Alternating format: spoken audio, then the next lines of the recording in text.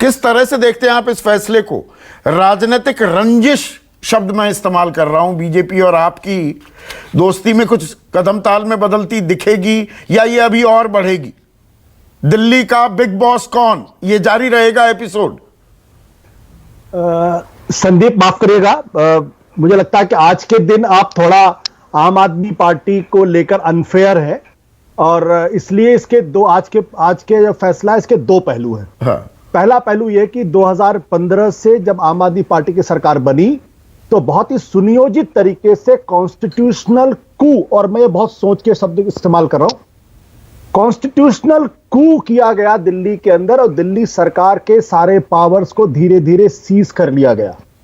जिस दिल्ली सरकार के पास एंटी करप्शन ब्यूरो था वहां सीआरपीएफ लगा के रातों रात एंटी करप्शन ब्यूरो को अपने पास ले लिया गया और यह परिभाषा दी गई कि एंटी करप्शन ब्यूरो चूंकि थाना है और थाना चूंकि पुलिस के अंडर में आता है, इसलिए जबकि यह एंटी करप्शन ब्यूरो 1967 से दिल्ली सरकार या दिल्ली प्रशासन के साथ था। पहली बात। दूसरी बात, सर्विसेज को अपने हाथ से ले लिया गया। जैसे ही आपने, ये मैं मानता हूं कि सर्विसेज जो है वो कंट्रोलिंग अथॉरिटी होम मिनिस्ट्री होती है, लेकिन एक बार ऑफिसर अपॉइंट हो जाए तो उसके ट्रांसफर और पोस्टिंग की जिम्मेदारी राज्य सरकारों पर होती है और अगर केंद्र सरकार कुछ करना चाहता है तो वह राज्य सरकार की सहमति और परामर्श से करता है। धीरे धीरे सारे पावर ले लिए गए दिल्ली सरकार के पास से। आपको याद होगा 2018 में सुप्रीम कोर्ट का फैसला आया और सुप्रीम कोर्ट ने उस वक्त भी यह कहा था कि सिर्फ लैंड, पब्लिक ऑर्डर और लॉ और पुलिस, सिर्फ इन तीनों पर लेफ्टिनेंट गवर्नर का अधिकार है। बाकी मामलों में he will be bound by the aid and advice of the government of the day. उसके बावजूद भी आप देखिए ऐसी हालत कर दी गई दिल्ली के अंदर कि दिल्ली की सरकार कोई फैसले लेने के लिए नहीं ले पा रही थी। और जब जिस दिन से विनय कुमार सक्सेना लेफ्टिनेंट गवर्नर बने हैं उसके बाद से तो यह लग रहा था जैसे कि रूस और यूक्रेन के बीच में कोई जंग चल रही हो। He was not a constitutional, he was not behaving like a constitutional authority, but like a political authority, जो खुलेआम वहां बैठ के पॉलिटिक्स कर रहे थे और आम आदमी पार्टी सरकार की को कितना डिस्क्रेडिट किया जाए ये इंश्योर कर रहे थे। तो पहले यह समझना बहुत जरूरी है। 5-0 का फैसला है ये इसमें कोई भी स्प्लिट वर्डिक्ट नहीं जैसा कि पहले हाई कोर्ट में हुआ था। ये 5-0 का फैसला है और अगर दिल्ली के लेफ्टिनेंट गवर्नर को अगर अभी भी समझ में नहीं आती है बात तो उनको समझना चाहिए कि किस तरीके से संविधान का की धज्जियां उन्होंने उड़ाई, संविधान का मखौल उन्होंने उड़ाया और यह अनपार्डनेबल है। और यह बात मैं क्यों कह रहा हूं, क्योंकि आप देखिए जहां भी विपक्ष की सरकारें हैं हर जगह गवर्नर का रोल आप देख लीजिए, चाहे झारखंड का उठा के देखिए, चाहे तमिलनाडु का देखिए, चाहे इवन कि पंजाब का देख लीजिए, हर जगह गवर्नर, या भी महाराष्ट्र का आज का फैसला आया हुआ जहां पर सुप्रीम कोर्ट ने साफ तौर पर कहा है कि वहां के गवर्नर साहब पार्टीजान तरीके से काम कर रहे थे। या अरुणाचल प्रदेश के गवर्नर का रोल आप उठा के देख लीजिए, उत्तराखंड के गवर्नर का रोल उठा के देख लीजिए, सारे गवर्नर्स ऐसा लग रहा है जैसे कि उन्होंने विपक्षी सरकारों के खिलाफ जंग का ऐलान कर दिया गया। तो दिल्ली के एलजी अगर कुछ कर रहे हैं तो मुझे हैरानी नहीं है। अब इसमें दूसरा पक्ष आता है, वो पक्ष ये है क्या यहां के बाद से परिस्थितियां बदलेंगी? मुझे लगता है कि लेफ्टिनेंट गवर्नर साहब को थोड़ा तो सबड्यू होना पड़ेगा क्योंकि अब 5-0 का फैसला है, सुप्रीम कोर्ट का फैसला है, इसलिए आप उस तरीके से निर्द्वंद नहीं हो सकते हैं। लेकिन इसका दूसरा पहलू भी है जो मुझे जैस्मिन और हरीश खुराना की बातचीत से लगा, कन्फ्रंटेशन अभी भी है। अगर यहां के बाद से अगर अरविंद केजरीवाल और उनकी सरकार अगर ब्यूरोक्रेट से बदले की भावना से काम करेगी, अगर धमकी शब्दों का इस्तेमाल करेगी तो फिर दिल्ली का कुछ नहीं हो सकता। दिल्ली को, मैं माफ करिएगा हरीश खुराना जी, 5 साल आपकी सरकार थी दिल्ली के अंदर, 1993 से लेकर 1998 तक 3 मुख्यमंत्री बदले थे। दिल्ली में कोई बहुत बड़ा काम नहीं हुआ था, मैं मदन लाल खुराना जी का बहुत सम्मान करता हूं, लेकिन 3 मुख्यमंत्री बदले थे। दिल्ली में अगर किसी एक मुख्यमंत्री ने काम किया तो शीला दीक्षित ने काम किया, 15 साल किया और दिल्ली की शक्ल बदल दी। यह दुर्भाग्य की बात है कि आज दिल्ली में लोग शीला दीक्षित को उस तरीके से नहीं याद करते। वो उनको आता था, नुआंसेस आते थे, कैसे बीजेपी की सरकार के साथ काम करना है। मनमोहन सिंह की सरकार के समय भी उनके डिफरेंसेस होते थे लेकिन वो संभाल के निकाल के चली जाती थी। अगर दिल्ली के मुख्यमंत्री को अगर कन्फ्रंटेशन करना है तो फिर स्थितियां ऐसी ही बनी रहेंगी। वही तो सवाल है, लाख टके का सवाल आशुतोष यही है जो आप बात कह रहे हैं। आपने ये भी कह दिया कि मैं अनफेयर हो रहा हूं आम आदमी पार्टी के लिए। देखिए, आम आदमी पार्टी जो बात हरीश खुराना और अलका लांबा ने भी कही, ये ताल ठोकते हैं हमने स्वास्थ्य क्षेत्र में, शिक्षा के क्षेत्र में क्या कमाल का काम कर दिया, तो काम करने पर आए तो काम तो किया जा सकता है।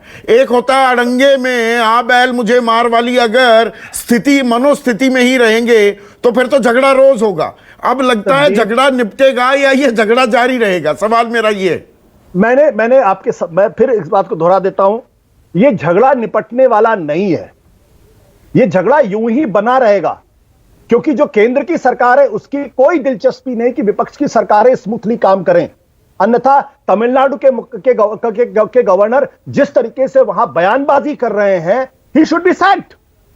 आपको याद होगा कि झारखंड के गवर्नर ने किस तरीके से, मेरे पास तो चिट्ठी आई है और मैं इसका खुलासा, आज तक उस चिट्ठी का खुलासा नहीं हुआ, लेकिन आपने हेमंत सोरेन की सरकार को अनिश्चितता के कुएं में हमेशा डाल दिया। एक अनिश्चितता वहां नहीं, आज सुप्रीम कोर्ट का एक और जो दूसरा अहम फैसला आया, उसमें भगत सिंह कोश्यारी जो राज्यपाल थे महाराष्ट्र में, उनके प्रेजेंट काम किया। मैं यही तो आपको बताने का, भगत सिंह कोश्यारी के बारे में जो आज जो सुप्रीम कोर्ट की टिप्पणी है वो कितनी अहम टिप्पणी है। अरुणाचल प्रदेश में का जब फैसला आया था, नाबियम वाला फैसला, रबिया वाला फैसला, तो उसमें साफ तौर पे कहा गया कि किसी भी गवर्नर को पॉलिटिकल पार्टी के इंटरनल मैटर में पॉलिटिक्स से दूर रहना चाहिए। तो ये राजनीतिक द्वंद्व खत्म होगी क्या? हरीश खुराना, छोटा सा कमेंट चाहूंगा प्लीज। देखिए, आशुतोष को मैं समझ सकता हूं, उनकी प्रॉब्लम है, उनका जो इंक्लिनेशन है मैं समझ सकता हूं उनकी प्रॉब्लम को। उनको बीजेपी के कार्य जो 93 से लेकर 98 तक कार्यक्रम नहीं समझ में आएगा, मुझे समझ सकता हूं, कोई बात नहीं। अच्छा, राज्यपाल भेजा इस्तेमाल नहीं कर रहे अपने पदों का आरोप राज्यपाल भी। खुली छूट, खुली देखिए खुली छूट आप कहो ये भ्रष्टाचार करने देंगे, वो नहीं होगा। आज भी उपराज्यपाल ने इनके ऊपर चेक एंड बैलेंस रखा। क्यों रखा? इनको प्रॉब्लम किस लिए हो? इसलिए हुई कि इनको भ्रष्टाचार के लिए रोका गया, चाहे वो शराब का घोटाला हो, चाहे तमाम तरह के घोटाले मैंने जिक्र किए, उस पे चेक एंड बैलेंस किया गया, उस पे कॉन्स्टिट्यूशनली रोका गया। अच्छा, पार्टी तोड़कर एमएलए खरीदकर सरकार बना लेना, धमकी भी दी, सरकार बना लेना और उसमें सक्रिय भूमिका राज्यपाल की रही में महाराष्ट्र के फैसला भी आपने सुना होगा ना। संदीप भाई, हाँ संदीप भाई मुझे कंप्लीट करने दो ना प्लीज। दूसरी बात, आज तो अभी तो शुरुआत हो गई है, जो मैं बार बार कह रहा हूं कि इन्होंने इंडस्ट्री शुरू करनी है, ट्रांसफर और पोस्टिंग की, उसकी शुरुआत तो हो गई है। अभी पहला ट्रांसफर हो चुका है, आपको खबर होगी कि AK सिंह का ट्रांसफर हो चुका है। तो सवाल तो यही है कि इन्होंने एक इंडस्ट्री चाहिए थी इनको भ्रष्टाचार करने की, ट्रांसफर और पोस्टिंग की, वो इनको मिल गई। मतलब आपकी जहां सरकारें हैं वहां कोई ट्रांसफर पोस्टिंग काम करना होता, इंडस्ट्री खोल दिया आपने एक और। ठीक है, इंडस्ट्री खोल दिया। आ रहा हूं अलका आपके पास में। हरीश खुराना जी की बातों से ये साफ लग रहा है, और मेरा एक क्विक रिस्पांस भाजपा के लिए और फिर मैं कांग्रेस पे भी एक क्विक रिस्पांस देना चाहूंगा। इनकी जो फितरत रही है जब से मोदी जी प्राइम मिनिस्टर बने और भाजपा का एक नया स्वरूप आया कि वो कभी हार को नहीं एक्सेप्ट करते, भले वो हार कोर्ट से हो या फिर जनता के बैलेट बॉक्स से हो। इसलिए हमने देखा कि 2018 की संविधान पीठ की जजमेंट को भी आपने दरकिनार करके फिर भी सर्विसेज लगा रखा। आप MCD के चुनाव हार गए, भाई मेयर तो हमारा बनेगा। उसके बाद ऑपरेशन लोटस भी आपने चलाया, वो भी फेल हो गया। तो जनता समझ चुकी है कि आप संविधान का गला घोटते रहेंगे और कोई कुछ नहीं कहेगा, वो नहीं होगा।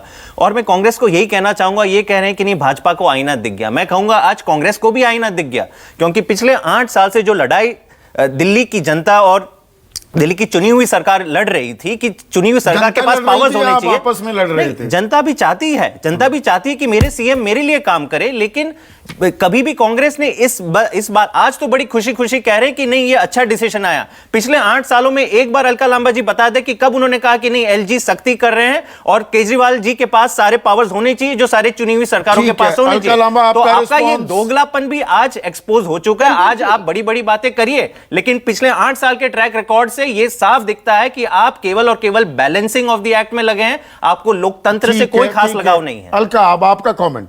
संदीप जी, जैस्मिन जी भूल गए होंगे इन्हीं की आम आदमी पार्टी की 5 साल विधायक रही, उनसे ज्यादा बेहतर अंदर की बात जानती। अधिकारी पिस रहा था, अधिकारी पिसेगा। शासन और प्रशासन लोकतंत्र के 2 पहिए, साथ काम करने चाहिए।